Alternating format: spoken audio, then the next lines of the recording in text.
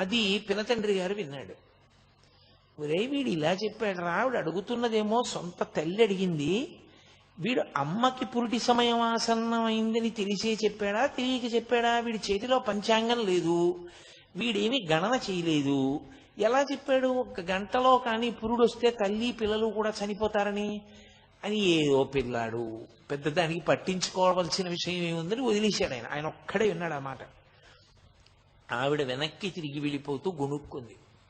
పోనీలే నాయన, నేను పిల్లలు అలాగే చచ్చిపోతే నోటి మాట అంత శక్తివంతమైన మహాపురుషుడు యొక్క తల్లిని అయ్యి ఉంటాను కదా అంటూ వెళ్ళింది. ఖచ్చితంగా 1 గంట తర్వాత పురుడు వచ్చింది. ఆవిడ 2 పిల్లలు చనిపోయారు. చనిపోగానే ఆ పినతండ్రి గారి ఈ వార్త అందరికీ చెప్పాడు. వీడు పంచాంగం చేత్తో పుచ్చుకోకుండా కన్న తల్లి వచ్చి అడిగితే 1 గంట తర్వాత పురుడు వస్తే తల్లి పిల్లలు ఉండరమ్మా అన్నాడు. పంచాంగం లేకుండా చెప్పాడు, వీడి మాట నిజమైంది. కాబట్టి వీడు సత్యవాగ్దురంధరుడు. వీడి నోటి వెంట ఏదైనా మాట వచ్చిందా అయిపోతుంది. కాబట్టి వీడితో చాలా జాగ్రత్తగా ఉండాలి. వీడి నోటంటే చెడు మాట వచ్చినా ప్రమాదమేనండి. ఊరు వాడ అందరూ బంధుజనులు ఏమని పిలిచేవారంటే మాట చేత తల్లిని చంపుకున్న దుర్మార్గుడు అంటుండేవారు. ఆయన దానివల్ల 3 నెలలు మాట్లాడడం మానేశారు. ఆ తర్వాత తండ్రి గారు క్షేత్ర పర్యటనల గురించి, ఇతర విషయాల గురించి, భక్తి గురించి అదే పనిగా మాట్లాడుతుండేవారు. మాట్లాడతాడేమో పిల్లాడు చూద్దామని. ఎట్టకేలకి 3 నెలల తర్వాత ఆయన మళ్ళీ మాట్లాడడం మొదలుపెట్టారు. ఆయనది విశేషమైన సరస్వతీ కటాక్షం. గణపతి యొక్క అంశ చేత జన్మించినటువంటి మహానుభావుడు. నేను మీతో మనవి చేశాను, అరుణాచలంలో పరమేశ్వరుడు 4 స్వరూపాలతో ఉంటాడు అని. ఒకటి బ్రహ్మ విష్ణువుల మధ్య కలహం తీర్చడానికి జ్యోతిస్తంభంగా ఆవిర్భవించినటువంటి పరమేశ్వర స్వరూపం. 2వది కొండ, 3వది అరుణాచలేశ్వరుడు, 4వది అరుణాచలం కొండలో ఉండేటటువంటి గుహలో ఉండే సిద్ధపురుష స్వరూపం, దక్షిణామూర్తి స్వరూపం. 4 స్వరూపములతో ఉంటాడు అని చెప్పాను. అపితకుచాంబయ్యి అమ్మవారు ఉంటుంది.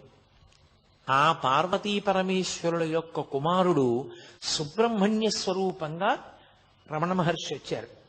గణపతి యొక్క అంశలో కావ్యకంఠ గణపతి మునొచ్చారు. వీళ్ళిద్దరూ అక్కడే కలుసుకోవాలి అరుణాచల క్షేత్రంలో. వీళ్ళిద్దరూ కలుసుకున్న కాలం స్వర్ణయుగం. ఎందుకంటే పార్వతీ పరమేశ్వరులు 2 కుమారులతో కలిసి కనపడిన క్షేత్రం ఆ క్షేత్రం అప్పుడు.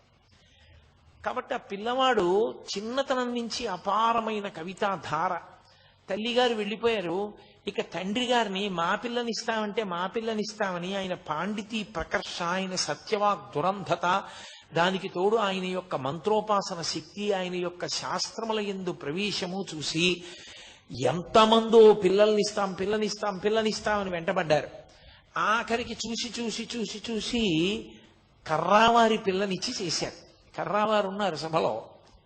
కర్రావారి పిల్లనిచ్చి చేశారు. ఆమె పేరు విశాలాక్షి, బహుగడుసరి. ఆమె భర్తకి తగిన ఇల్లాలు, మహాపతివ్రత, ఆయన్ని అనుగమించేది ప్రతి విషయంలో. కానీ గడుసుతనంలో భర్త ఎంత గడుసువాడో, ఎంత సరస్వతీ కటాక్షం ఉన్నవాడో ఆమె కూడా అంత గడసరి. ఆమె వ్యక్తురాలైనప్పుడు కాపరానికి పంపించి ముహూర్త నిర్ణయం చేశారు. చేసి మామగారే స్వయంగా కోడలకి ఉపదేశం చేశారు, గణపతి మంత్రమును పరదేవతా మంత్రం. ఆమెని ఒకసారి అడిగారు మామగారు, నీకు గణపతి మంత్రం ఎక్కువ ఇష్టమా, ఉపాసన చేసేటప్పుడు పరదేవతా మంత్రం ఎక్కువ ఇష్టమా అని అడిగారు. తండ్రి కొడుకు అన్నం తింటున్నారు, కోడలు వడ్డిస్తోంది.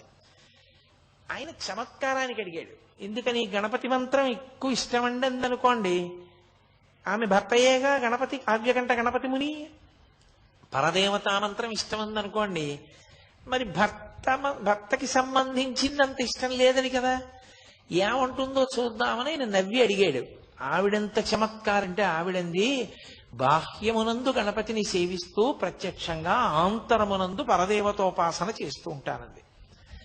అమ్మో చాలా గడసరి కోడలే వచ్చింది అని నరసింహశాస్త్రి గారు చాలా పొంగిపోయారు.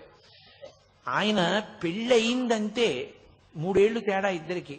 పెళ్లి అవగానే కాళిదాస మహాకవి రచించినటువంటి మేఘ సందేశం ఎంత ప్రౌఢంగా ఉంటుందో అలా భృంగ సందేశము అని చెప్పి ఒక కావ్యాన్ని రచించి భార్య పేరు మీద తన గురువు గారికి చూపిస్తే తెల్లబోయాడు గురువుగారు ఇంత అద్భుతమైన పాండిత్యంతో ఇంత చిన్న వయస్సులో ఇంకా సంసారమే మొదలు పెట్టలేదు, భార్య మీద ఇంత గొప్ప కవిత్వం ఎలా చెప్పావురా నువ్వు అని చెప్పి.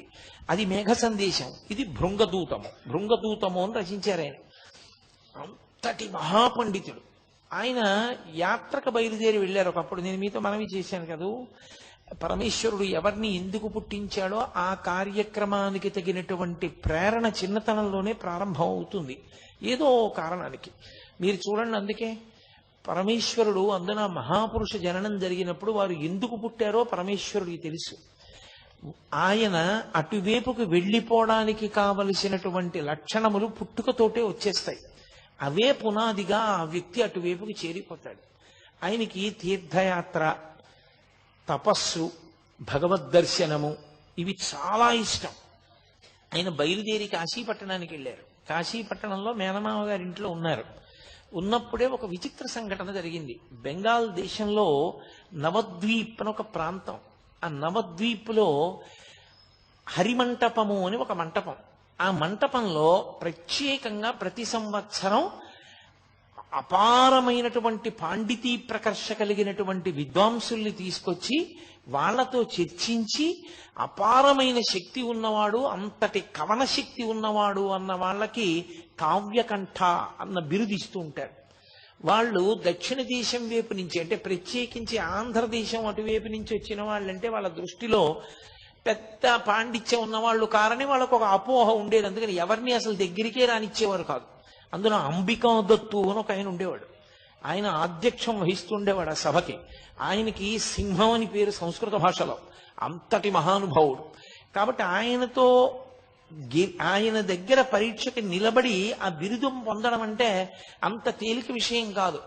నిన్నగాక మొన్న పెళ్ళైన పిల్లాడు. ఈయన గణపతి ముని ఆ బిరుదం కోసం అని చెప్పి నవద్వీప్లో ఆ హరిమందిర ప్రవేశం చేశారు. చాలా కష్టపడ్డారు దానికోసం ఆయన. ఆ లోపలికి వెళ్ళడం అంత కష్టమైందంటే, ఇప్పుడు నేను కావ్యకంఠ గణపతి ముని యొక్క జీవితాన్ని పూర్తిగా విచారణ చేయడం నా ఉద్దేశ్యం కాదు. ప్రధానం ఏమిటంటే అరుణాచలంతో సంబంధం గురించి మాట్లాడడం. అందుకని నేను ఆ విషయాల్ని దాటవేస్తున్నాను. ఆయన కొన్ని సమస్యాపూరణాలు ఇచ్చాడు. చాలా మీరు ఎప్పుడైనా చదివితే అసలు నిజంగా పిల్లవాడు ఇలా ఎలా నిలబడ్డాడు, ఎలా మాట్లాడాడరా అని చాలా ఆశ్చర్యం వేస్తుంది. అంత గొప్ప గొప్ప సమస్యాపూరణాలు ఇచ్చారు. అవలీలగా వాదించి ఆఖరికి ఎంత స్థాయిలో బెదిరించారంటే ఆ అంబికా దత్ అన్న ఆయన్ని ఈయనేదో చిన్నతనం చేసి మాట్లాడబోయాడు. ఆయన అన్నారు, గణపతి ముని నువ్వు అంబికా దత్తుడివి, కన్న కొడుకువి కావు, నేను గణపతిని, కన్న కొడుకుని. నేనా నువ్వా, ఎవరెక్కువ, పరదేవత కన్నారు. తెల్లబోయాడు ఆయన. ఆఖరికి ఆ సంవత్సరం ఈయన యొక్క కవితాధార చూసి కావ్యకంఠ అన్న బిరుదు ఈ పిల్లవానికి ఇచ్చారు. దాంతో ఈయన యొక్క యశశ్చంద్రికలు అంతటా వ్యాపించడం మొదలుపెట్టాయి. సరే, అక్కడి నుంచి బయలుదేరారు, ఇంటికి వచ్చారు. నేను ప్రధానమైనటువంటి భాగంలోకి రావలసి ఉంటుంది కదూ. ఆయన బయలుదేరి దక్షిణ దేశానికి యాత్రకు వచ్చారు.